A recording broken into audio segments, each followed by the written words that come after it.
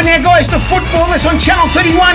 We've got people from all around Australia. Carlos Bielli, Adam Pace. We've got a gentleman here right now, Stefan, as well, talking to us about what's happening around the country in football, Victoria, New South Wales, NPL, and of course Queensland NPL. Adam Pace, we want to bring you on straight away because we've got such a show tonight, a long show, well, about 45 minutes for Channel 31, that is. But please tell us what's happening over there in Queensland. I always used to be there. I know the grounds completely. Please tell us what's going on.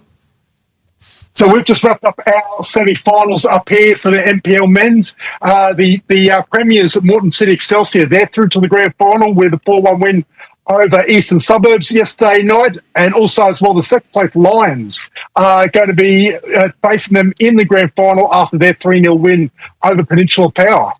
Well, let me Stefan, please talk. It's a top of the table clash in the final, which is ironic because we could have had that here in Victoria, which we'll touch on a little bit later. But crazy, on top of the table, unlike most other states. Exactly, mate. But what is happening there? Of course, who is in the final right now? Please get there. Tell us. So Moreton City Excelsior, they're the premiers. They wrapped up a couple of weeks ago. As you guys know, sort of from a more national point of view, that they're Queensland's representative in the upcoming Australian Championships. So they've reached their third grand final and taking on a Lions team that are vying for their fourth grand final win in 5 years. So it's a big game. The two best teams, I believe, in the league this season will battle it out next Saturday night. Let me tell you, of course, Stefan Djordjic has just joined us right now, guys. He's our new host, of course, for the next few months. Pleasure to be here, by the way, as well. Thank you. Fantastic to have you on board. Of course, a gentleman here who works with Football Victoria as well. Let me tell you about Queensland soccer or football. Please do. They call it soccer up there. They call it soccer like in Victoria, not New South Wales. I'm sorry to tell you that, boys. I know who'd be getting stuck into me. If Johnny Warren was alive now, he'd be cutting my throat. I know for a fact. It's crazy, actually, because everywhere else apart from in Victoria, they call footy here in Victoria. But then obviously when you go to New South Wales and Queensland, they call footy football. NRL. But exactly. Anyway. Yeah. But let me say, Adam, and the final's going to be played down there at Perry Park. I've been there, mate. I've been Where's to this Perry place. Park? In the middle of nowhere, past the valley. Mate, it's in the middle of nowhere. Carlos, you'd love Queensland soccer. You would love it, mate. It's beautiful up there. It's crazy, mad. But tell me about Perry Park, please. Please, Adam, please. So Perry Park is the spiritual home of Queensland football, has been since the 60s. And look, you're right. It's compared to previous years, the finals for the NPL and FQPL have been played at Suncorp Stadium. This year, because of how the Brisbane Broncos NRL are going, basically they blocked out bookings for next week, which forced Football Queensland's hand in playing at Perry Park. But also as well, on top of that, there's obviously the push with the link to the 2032 Olympics to get Perry Park upgraded. So we can have it in a proper stadium as well. So at the moment, it is small, it is a bit outdated, but this is all part of the process of getting that, getting the government to get on board to see, hey, football, or as you guys put it, soccer up here in Queensland. They have a problem. They've got a massive problem. Yeah, we know what's going on. They need that. So it's all part of the step. The Football Queensland have invested some money into sort of upgrading as far as temporary stands and all that to get that atmosphere in. So look, they're trying, and that's the main thing. It should be a good atmosphere next week.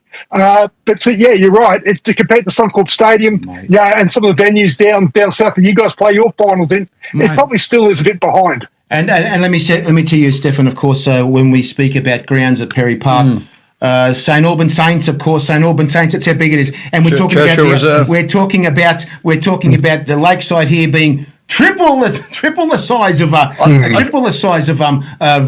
course, of Perry Park. I've been there. I've seen a World Cup qualifier. Yeah. I've been to World Cup qualifiers. So how many years ago do you reckon that was? Carlos, I want to bring you on right now. Now, Carlos, what are you wearing there? Please tell me what you're wearing, mate. Please, what is that shirt? Well, unfortunately, it's a bit chilly in Sydney, so I couldn't wear a sleeveless football shirt like you guys do. This is a Spirit FC tracksuit top, and who are the current New South Wales premiers. And at the moment, with 3 minutes to go into extra time, they are 2-1 down to Rockdale.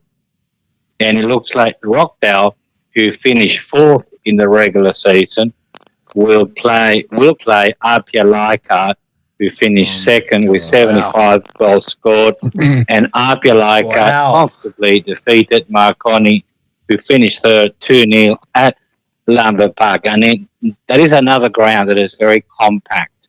And I was telling my son, I remember coming here to watch the Invincibles back in 87 when 7 to 10,000 people would be packed like sardines at Lambert Park. But it's a historical ground like Perry Park, and I'm hoping that Perry Park gets a facelift it deserves to continue to be the historical home of Queensland football or soccer, as it has been for at least 40 years or more. As I said, World Cup qualifiers. I think I was there when the World Cup qualifier was actually 1987. Before you guys were born. Me and Carlos are around. But the thing is, it was Australia versus Tahiti. I don't want to tell you what the score was because it was embarrassing. What was the score? 10-0. There you go. That's the thing about. But what can you do? That's the thing. But that's football, mate.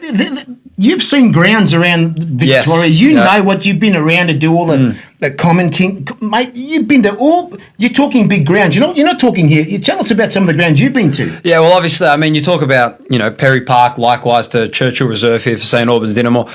Yeah, there's not too many. I mean, Lakeside, in my opinion, is a bit too big. I mean, when you look at all the other grounds, I mean, especially when you're set up commentating on the other side, watching the ground, like you got the athletics track, and then not only that, you got the stand, so you're actually even further away from the actual ground. So it's a little bit too big. But then some of the grounds that are really nice, for instance, I'll throw a couple out there. Jenna Still Stadium, home of the Preston Lions, Jack Edwards. I mean, those are top quality grounds. So I think Olympic Village as well, another good game, which we'll touch on a little bit later on. So I think there's a couple good rounds, but I think overall, Lakeside Stadium, as big of a name as it has, I think it's a little bit too big, and I think it's a little bit. I mean, obviously it's a multi-purpose ground. Obviously, it's got sports track and everything and whatnot, but I think it's a little bit too big. I mean, obviously, I'm still new to the football scene, of course, but I mean, the way that you're describing Perry Park, unfortunately, it's very much I can almost see kind of like Churchill Reserve here for St Albans Dynamo. So, I'd love to go out there and beat a lot more grounds, but I think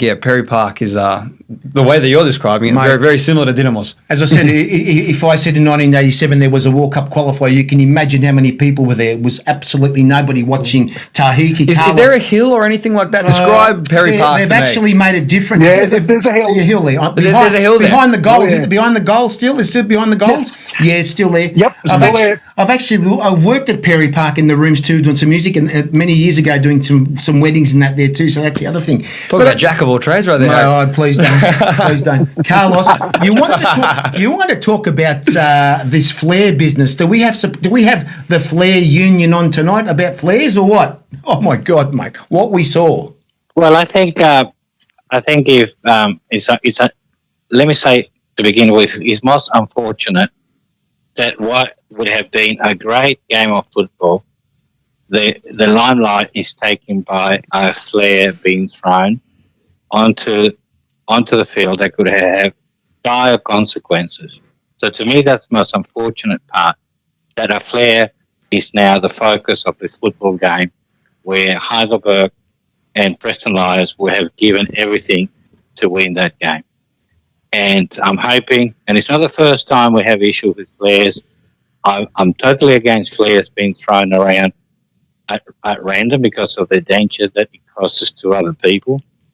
And I'm hoping that Football Victoria shows leadership moving forward and dishes out a penalty worthy of deterring such behaviour.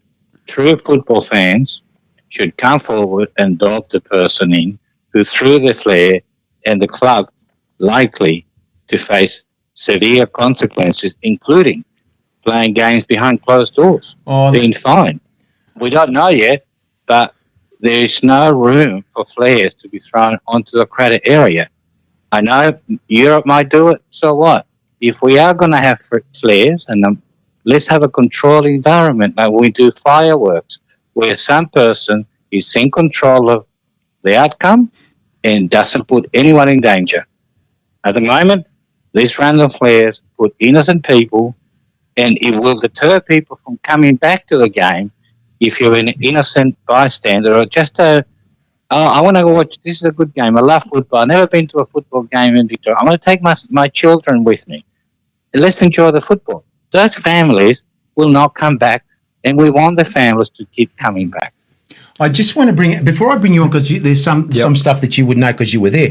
Adam, any possibility of anybody throwing flares in Queensland? I've not seen anybody actually do that. I mean, the communities are really small there compared to the communities in Victoria. So, have you ever seen that there in Queensland or in Brisbane anywhere? The last time that it happened at NPL ground again was actually at Perry Park. The last time there you go. Final there in 2022 when Gold Coast Knights and Gold Coast Knights, of course, Croatians and Olympic were in the final. There was players thrown there. But look, to follow to Carlos's point is that, look, from my point of view, my personal point of view is that from a football fan's point of view, I'm done talking about whether it's right or wrong or that. That's another conversation. The problem is that this as Carlos said, it takes away from the football. And while we as football fans look, we will have our opinions one way or another. The problem is that it invites trouble as far as bad press from the mainstream media. And that's all they can talk about. They wouldn't even care less that it was Heidelberg and who are one step away from being Australian Cup champions versus Preston Lions, who play the best supported club as far as attendance goes in Victoria. It's about they're the hooligans throwing flares, and that's the problem. Is that in the end, us in the football media, look, we'll have our views and we'll have our rationales. At the end of the day, we're inviting mainstream media and the anti-football media to really sort of go the sport and tarnish us all with the same brush as being a bunch of hooligans, when it's only the actions of a few people. And that's where we as the football community need to sort of look and go, hey, this is not acceptable, not because it's wrong or where it's right or wrong, but as well as the image is portraying of the game. And that's sort of where I lean as far as on the flares issue. I'll just tell you, Stefan, before you come on, is that when he spoke about Gold Coast Knights, that's the Croatian boys. And of course, Brisbane Olympic are the Greeks, mate. Well, there you go. Why there was flares. I have been to Goodwin Park. I've seen games. I've seen I've been to Brisbane City. I've done it. I've been to Brisbane, and I'll tell you something right now. The Brisbane Lions, they were the Brisbane Lions, mate, originally, and we all know they're the NSL. Yeah, we've got a right behind us, right here. The Brisbane Lions right there behind us. Here we go. But let me say, you were there yesterday. What did you see? Yeah, I was at the ground. Phenomenal football game indeed. I mean, you talk about atmosphere, as was just mentioned. I mean, the Preston by far, the best supported club, I think, period, football, like at the moment in football. I mean, obviously Sydney United come close in New South Wales as well, but I think I didn't really want to touch on flares, but I think it's a good point because as Alex just mentioned, it brings the anti-football media to the actual focus, because I mean, if you look at the game, if you take the flares out, the game was super. I mean, it was a good, just classic matchup between Heidelberg United, who are where they are right now in the Australia Cup, taking on Preston, who are obviously fresh back into the top flight after so many years. The flare situation is really what let it down. And obviously I know, there was already trouble prior to the game even starting because there was a fence that was set up on the Preston side as opposed to no fence being set up on the Heidelberg Alexandros side.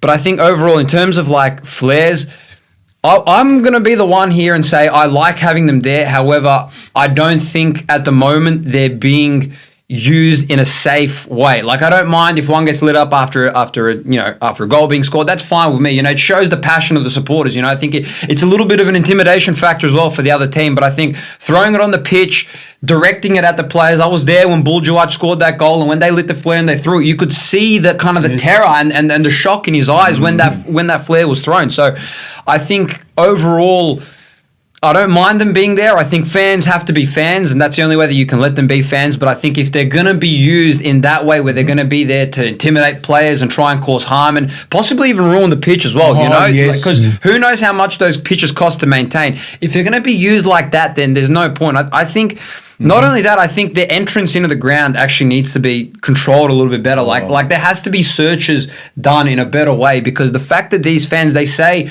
I'm not going to bag anyone here, I don't want to, but when the club statements come out and say no flares, no flags, no drums or whatever, and you go into the ground and there's flares, drums, whatever. I'm completely for it. But if it's not going to be used in the appropriate way, I'm not the massive fan of it. But then again, fans are going to be fans, of course. I want to bring Carlos on because Carlos, I was at the first game they played. Heidelberg and of course Preston Lions, and they were very scared of trouble. So what did they do? They played at the Matildas. The first game was at Matildas. Security, police everywhere, football there. Football Victoria had everything there. I mean, don't they see what they did at the big? And there was no trouble, Carlos. There was nothing. So what does that say about maybe Football Victoria should have actually played the game at the Matildas, and there was not one little bit of trouble, Carlos? I mean, have they actually let their guard down? I think they've let their guard down now, Carlos, apparently.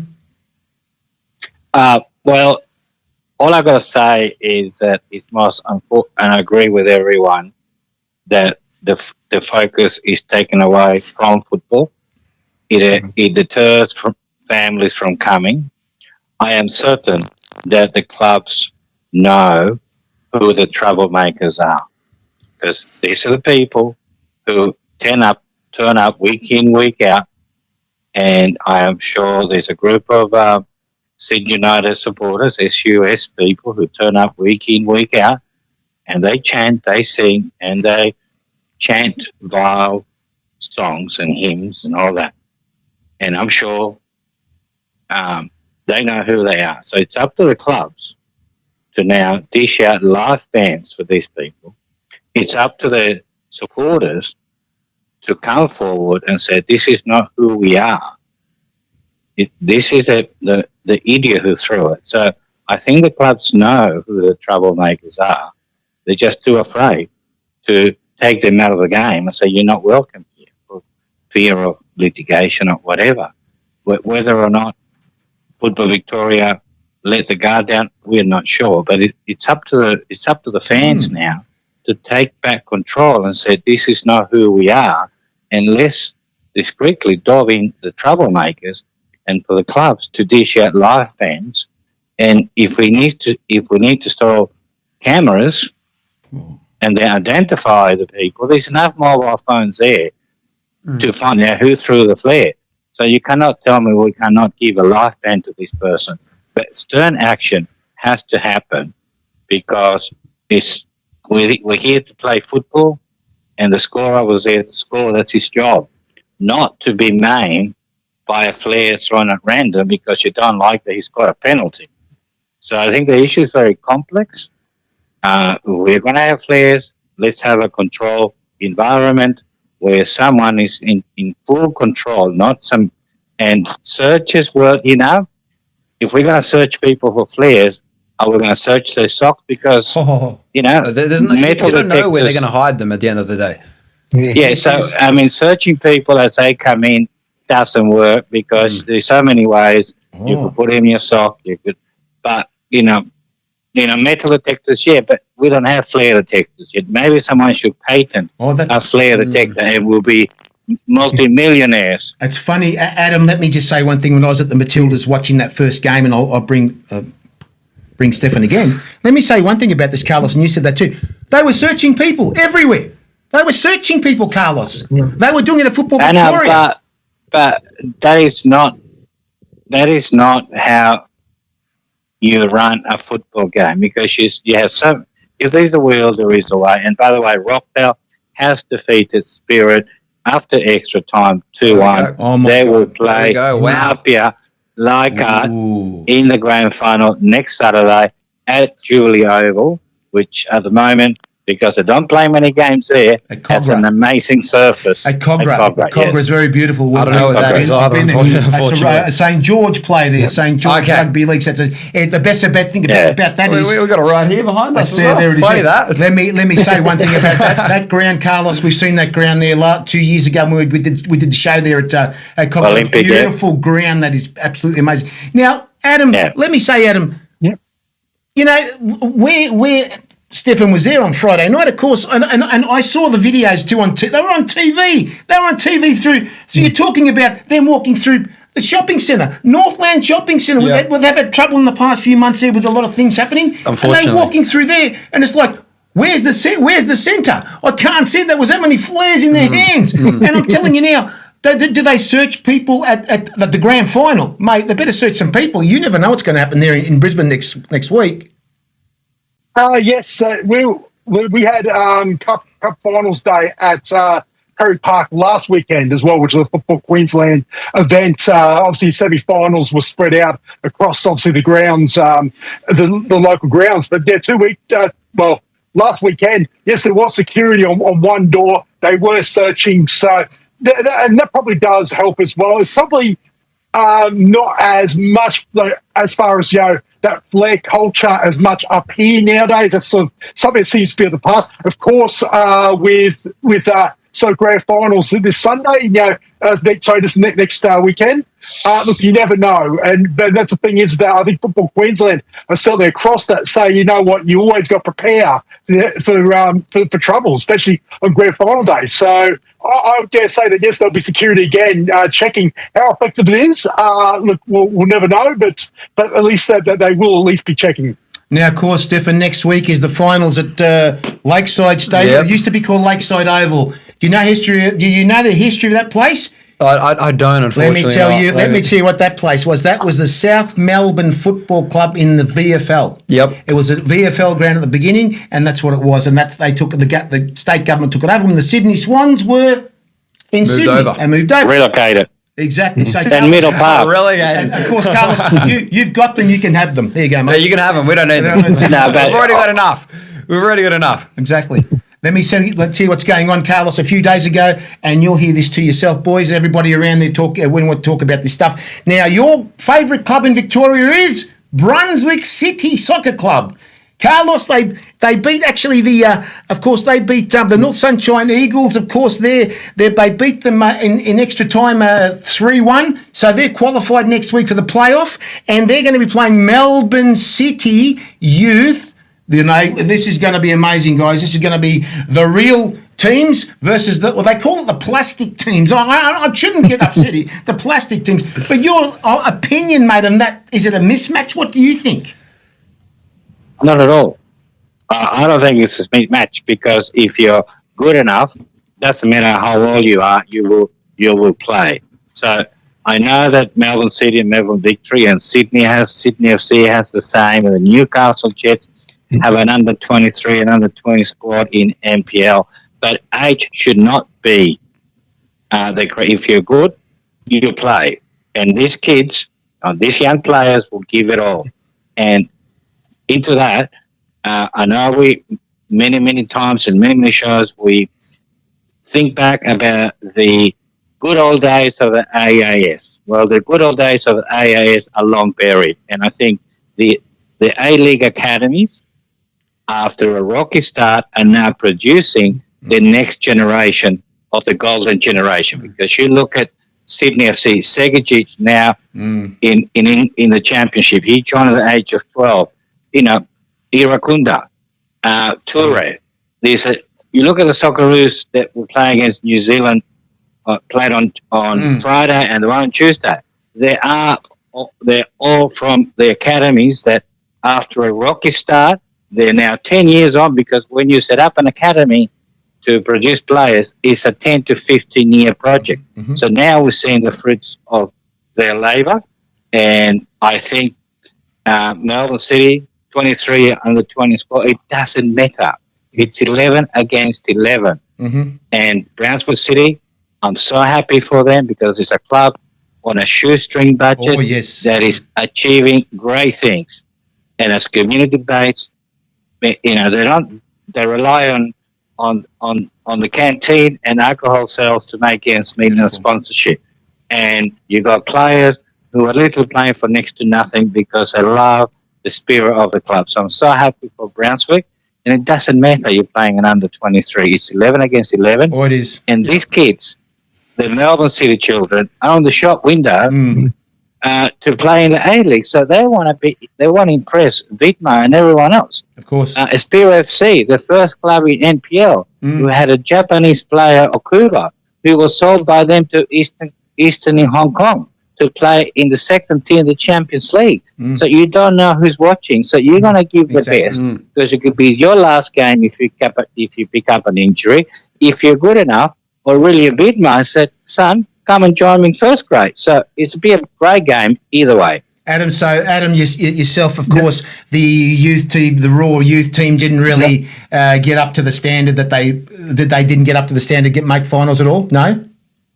No. Brisbane Raw youth team in MPL up here in Queensland, they finished 10th, 10th of 12. But we'll say this, that is largely an under-18s team. So again, they're a lot younger as well. But look, to Carlos's point about as well, saying about young players in the shop window getting opportunities, that we've had players like Thomas Waddingham come through that academy as well, who's now sort of key player at Portsmouth. Lucas Harrington, who started 16 games as a 17-year-old for the Brisbane Roar in the A-League. He's just been sold to Colorado Rapids in the MLS. He was the captain of that side at 16 years old. And there's a number of players that come through. So absolutely, that the A-League academies are finally sort of making a mark. There's also a team that finished second in the NPL back in 2021. So again, the whole case of if you're young enough, you're good enough. But also as well, on the other, conversely, there's nothing to be afraid of for community teams to go against, because at the end of the day, it is men versus boys. If the men really sort of step up, it doesn't matter how technically skilled and gifted these young lads are. And sometimes that mentality of being a grown adult sometimes prevails. So I think it's a fascinating sort of game that to be had in that promotion relegation playoff. Yes. Now, let me tell you who's coaching Melbourne City on next week. Oh, my God, guys, this is something that you guys do. Alessandro Diamanti.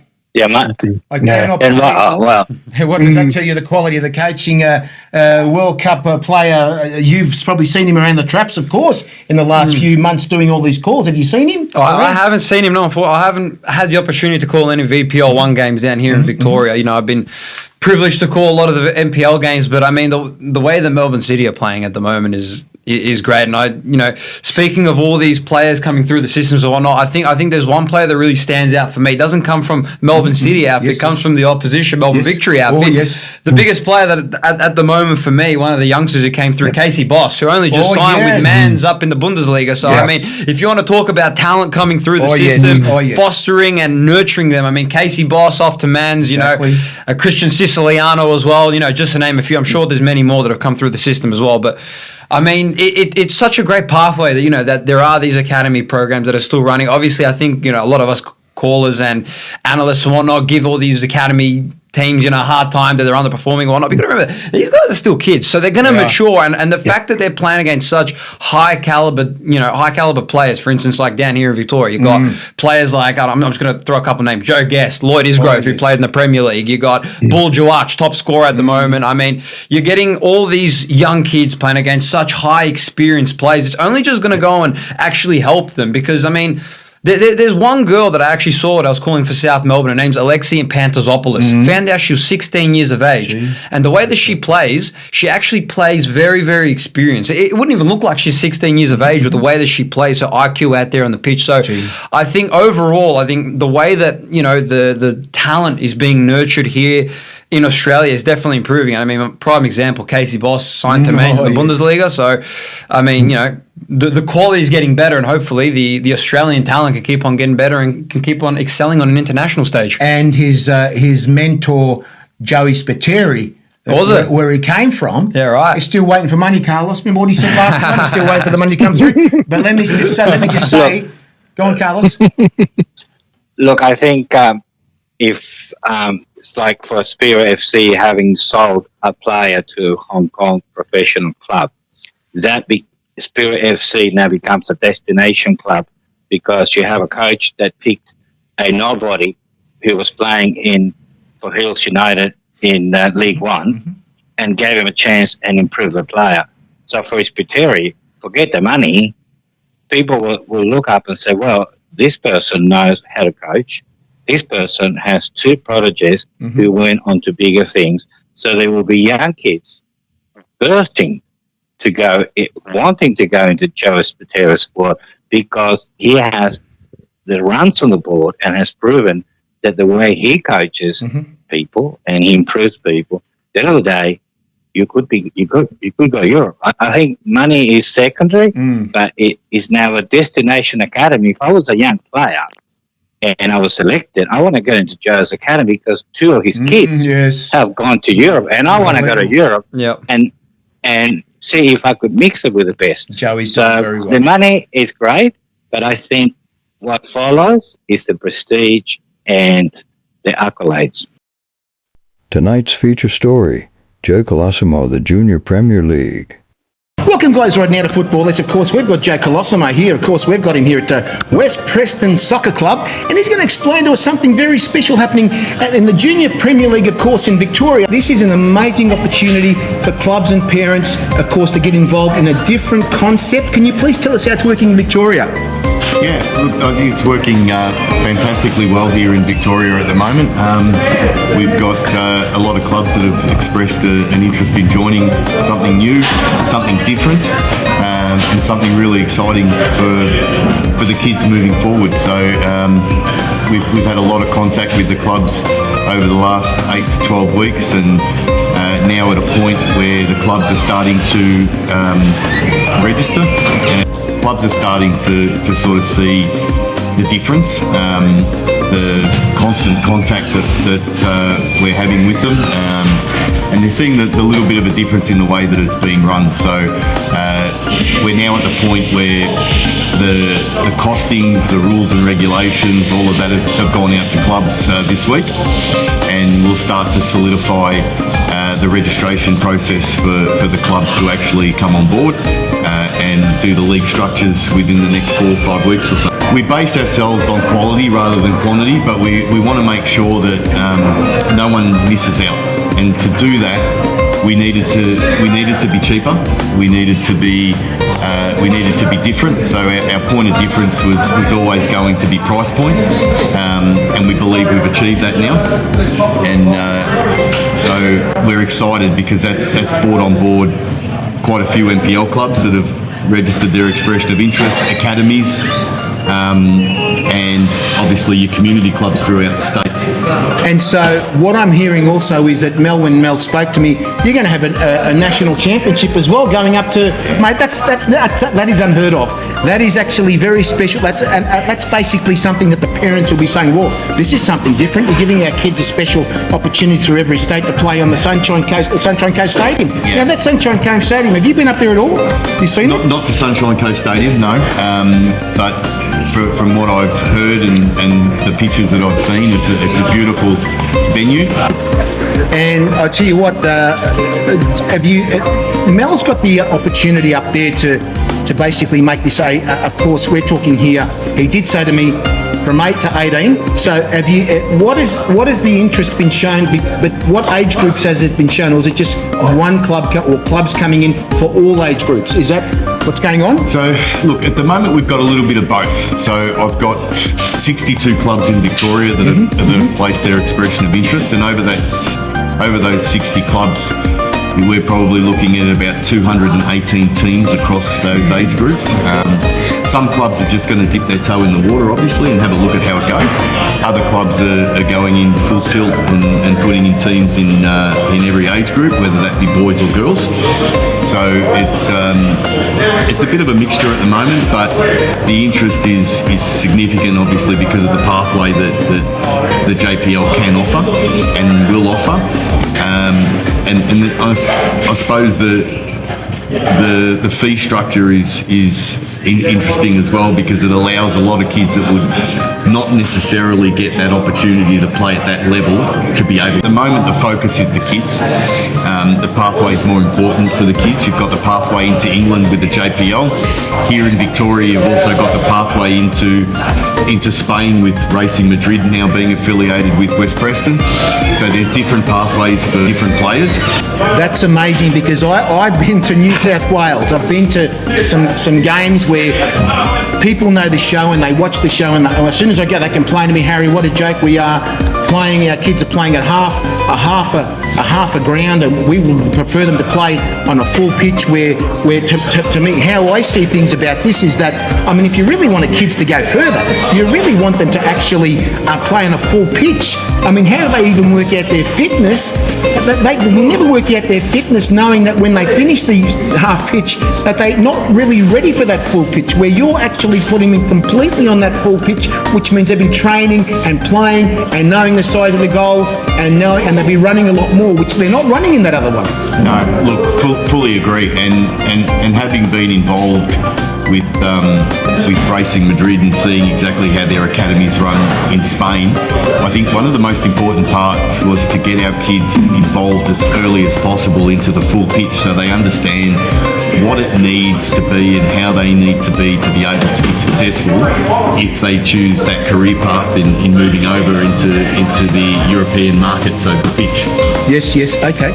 Well, I tell you what, this is an opportunity for the kids to get a better development, for them to actually go further in the game. What about academies? Have they shown interest in coming over? Yeah, a lot of academies have shown that interest. A lot of academies here in Victoria are linked to clubs, but have nowhere to play, so they'll play for their clubs and then go to academies. We're giving the academies that opportunity to field their own teams as well as the clubs. So there's been significant interest from the academy side. So where can people contact you? I mean, they can contact me via email or by telephone. We're available anytime to take anyone's calls, and obviously you'll put that up after the show. But we pride ourselves on communication, so we'll always take a call, or we'll be extremely responsive with emails to make sure that we hit timelines and make sure that everyone feels valued in our JPL community. Okay, guys, I'll tell you what, the only way is up for a brand new system for the kids to go further in the game, and of course, brand new stuff. You can be playing at the end of the season on the Sunshine Coast. I've lived up there, it's beautiful up there. It'd be like a holiday, the kids playing up there. It's absolutely fantastic. Thank you very much, Joe, for joining me today. Thank you. The next thing I would like to speak about to you guys is right now, I was at the game yesterday. Of course, I was invited down there, CB Smith Reserve, Brunswick Juventus. Juve, they're going Juve all night. My God, honestly, guys, you're not going. I was sitting in the press box and I'm looking at the game, and all of a sudden, the ball's gone past the goals. We're talking on the line. I could see it from up there. And he gave a goal. The ref gave a goal. You should have seen the Italians go absolutely crazy, mate. Forza Italia! Forza Italia! You should have seen them. They're about to jump the fence. As soon as it went half time, they're jumping up the fence, talking to the referee. Sydney United game right there. It's going to be trouble. It was trouble. And I tell you what, mate. And I went up and spoke to the official. I said, "What can you do about this? They're going to jump the fence." He said, "I can't do nothing about it." Well, okay, that's fine. The president said, "Thank you, Harry, for going up there." I had to calm them down. Lucky there was no problem. Harry coming to the rescue. Mate, the Superman, that's definitely, yeah. But let me say one thing about this. You know, they played, this team here came 2.5 hours of Victorian Vic country, Goulburn Valley Suns, 2.5 hours away to play a promotional game. How do you think they feel? Mate, they'd be absolutely exhausted. But I tell you what, at the end, Juventus went bang, bang and beat them 2-1, mate. If they'd have won that game, they would have gone crazy on that ground. They would have jumped the fence. That's how passionate the Italians are, mate. And Carlos, you've got a bit of Italian in you, is that right? How would you have felt that night? Gee. Huh? Yes, my grandparents were Italian, but I think as football fans, we have to remember that the referee is also human. Yep. And I know we get very upset when the referee makes the wrong call, but he works the other way on many other occasions. And I'm not a fan of the VAR, but But I assume in the state league we don't have the magical VAR. Controversial, but I know jump defence is not going to get the referee to change his mind. If not, it's going to lead to abandon the game. But we need to start. I know it's hard because we're passionate.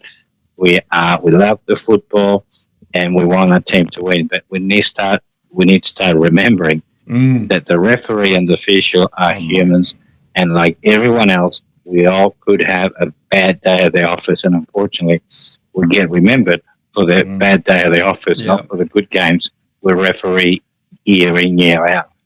Now, Stefan, what I will tell you is you've called games, right? You've called them, right? You've called the games, a lot of games. Now, when there's a mistake, you probably hear this, you've seen the mistake, you've seen stuff, right? And the thing is, there's the video. I mean, there's the video there, Yeah. and they showed the video, to the third official. He said, I can't do nothing. You have to report it to Football Victoria. Have you copped it? Have you seen that? The people going crazy at the ground, and you've heard this before? I hear a lot of the coaching staff, especially because a lot of where our positions are directly behind the players' boxes, and you can hear just the vivid anger sometimes. Like especially from the coaches, from the coaching staff mainly. When there is a wrong call being handed out, or if there isn't an actual. If there isn't actually like the proper outcome that's been given out, you can hear and the effects mic actually picks up. A lot of swearing, F-bombs and whatnot being picked up. Especially look at this. Look at what I got going on here. I don't want nobody swear like last week. What happened in the show last week? We'll forget Carlos about. remembers that show last week. Remember Carlos? We'll forget about that. Tony one. Rosidi, a very passionate. He dropped the F word last week. I thought we're going to get kicked off here, but that's what happened. And of course, Adam, how do you feel going to the games? You hear people screaming. You hear the Ethnics there in Brisbane. What do they do? Are they just about somebody holds them from jumping the fence or what? I tell you what. Look, not quite jumping the fence yet, but again, as the games get more and more high stakes, you never know. But certainly, yes, the demonstrations and whatnot, especially with the stream going on as well. I know up here as well, a lot of the coaching staff actually had the iPad on the stream, and actually, I've heard them being pitch side saying to the fourth official, look at the stream, look at the replay after Yeah, this. I can agree with that one. I can agree because there's so many games that I've called and I can actually see that the actual coaching staff have the stream set up so they can see. But the problem is that the stream is 30 seconds delayed. So they can't see it exactly, but they can actually see if they were to go back and check 30 seconds delayed. It's enough for you to actually, literally VAR, you can actually go back and see the footage. So a little bit of a delay, but yeah, as you're saying, there are a lot of teams, especially Hume City, Melbourne Victory, all of them, they've all got the actual stream set up. Yeah. And that's what I can't understand why they just have the match officials there. Get him to watch the damn thing. Get him to make a ruling. They're going to have to start doing something, Carlos. They're going to have to. No. Look. Here we go. Look, I think you should let the ref. I think unless you have a properly set up VAR system like we do in internationals in the A-League, in the NPL Victoria, NPL Football New South Wales, let the referees be the referees. Yep. And let the referees make the call as they see fit. With the VAR, when we look at this rescission of red cards or the yellow to red, there's so many angles that you see that it looks worse than what it is. But in NPL football, let the referee be the referees, and they're there because they're on merit. They referee NPL because they are the best of the best, and they go chosen on merit. Let them be, and forget the stream. Just enjoy the game. And if you remember, we win as a team and we lose as a team, not because the referee made the bad call. There's 89 minutes to go in a game after the referee makes a call. But it is what it is. We're passionate. We like to see a team win, and we're always looking for scapegoats. And the referee is an easy target. I feel bad for a lot of the referees, especially when they come out onto the ground, especially towards the second half when they're going back up and they're being booed by the fans. I feel bad for them because they're only human. So they can, again, like the referee can only see from his opinion. He hasn't got three different eyes, three different views and perspectives that he can see. In the moment that in the heat of the moment, sure, maybe, there might be a correct decision, might be a wrong decision, never know. But at the end of the day, the referee's human. All these guys are human. So I think we got to cut down on this referee abuse because they're out there. They're doing the best job they can at the moment. They're the ones controlling the football game. And I'll tell you what, sometimes when they go back and they review the footage, they're like, you know what, I probably did the worst one there. But you know what, it's human error at the end of the day. Exactly. But let me just say... Go on, Adam. Yeah, I was just going to say that, it's funny that, with referees that, they might make 100 calls in a game.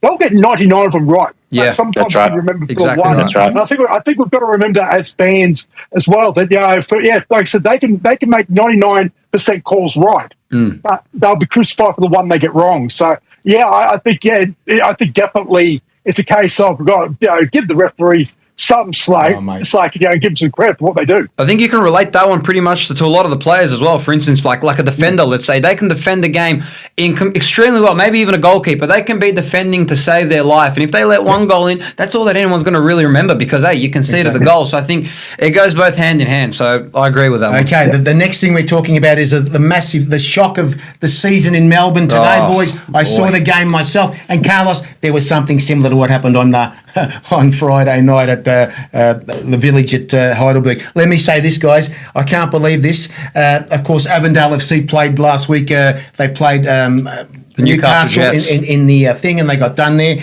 And today, first played sixth to qualify for the final next week, the NPL final. And guess who won? The sixth team. Young City. I couldn't believe it, 1-0. It was a very bad game. It was a messy game, defending, and it had to be a mistake to make that win. It was a mistake by the goalkeeper at the back there. They just fumbled the ball and it went into the net. That was the thing. So, honestly, Carlos, and that's the first time I heard today that actually everyone out there, the first time as a team from sixth has made the grand final. That's congratulations to Nick Tolios as well, and fantastic for him to get them in there. But let me say one thing, Carlos, and that when they scored that goal, you should have seen the Croatian. It's the grand final. Did you see the flares again? I did. The flares came out again, Carlos. The flares came out there. You should have seen security surround the guys. They were ready for him to throw him on the ground, but they were holding him in their hands. Once again, the same problem, Carlos. Once again. There you go. Yeah, look, at the expense of stereotyping or at the expense of profiling, it appears that the flares are an issue with clubs and of a certain ethnic origin. And it is a shame. It is a shame that once again flares distract from the achievement of a team who has nothing to lose, because no one expected the sixth place team to beat the aristocrat of Victorian football, Avondale. No one. No. They don't know how, if they lose, so what? We lost to the best team. We won. It was ugly. Who cares? We won. And that's all the record show. The record will show that X beat Y from sixth position, and the aristocrats of football were done. Whether it was a hangover from losing to Newcastle or fatigue setting, we will never know. We don't care. We won fair and square, and I have a chance of glory, and they will be so pumped because they could actually make real history here. They could win the grand final on the day and be the first team, or a rare occasion that someone from the bottom, because the way the grand final is set is to favour the top two teams, right? Yeah. You give the crumbs to you give the crumbs to 3, 4, 5, 6, but in theory 4, 5, 6 are there just to give an extra game. So well done to them. And once again, I hope that Football Victoria shows leadership, that the fans come forward and say, this is not who we are, and flares are not at random, thrown at random. That's not on. And if and it happened against Sydney United, Sydney FC, where they were chucking flares at each other across across in Denver Park, and nothing has happened. Nothing, unless there's investigations going on that we don't know. But it was ugly, and this is the issue.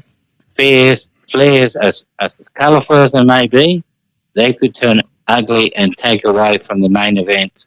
And we don't know if the person next to you is an asthmatic. Yeah. Who could that very smoke? Yeah. Very true. Yeah, anyway, so it is unfortunate, but well done. You know, sixth place, bingo. And those flare throwers, the club knows who they are. We'll ban them. Okay, boys, we've got a couple of minutes left to talk about this. So I'm going to go through the teams that are playing next week at Lakeside. You're not going to be there next week? I'm not going to be there, unfortunately. Okay. I wish I was, though. I'm going to be Why up not? in Brisbane, though. Why not? I've got a professional pickleball tournament up in. Look at this. I got a professional pickleball tournament up in Brisbane. So maybe I might be watching the the Exactly. NPL up there in Brisbane, but I will be watching very, very closely though here. I also boys. want to mention Yes, as yes. well one thing. Massive shout out to Dandenong City, by the way. The first team that I actually commentated this year. So There the thing is with Dandenong City, they've been slowly chipping away back and forth. They were holding on to the skin of their teeth to that 7th position. And I think that the real tides changed when Hume City lost to Melbourne Victory not too long ago in like the second to last round, I believe it was. And then obviously getting that thumping 5-0, whatever it was, against Melbourne Knights. So I think props to to Dandenong City. I mean, getting their first ever Dandenong derby win against Dandenong Thunder last week 1-0, which was very impressive. Gave Dandenong Thunder actually their first loss at home all season, which was crazy. I mean, shout out to Dandenong Thunder as well, Hassan Jallo, that entire team. But I mean, Dandenong City as well. I mean, to come in and beat two teams, Dandenong Thunder last week against all odds today as well,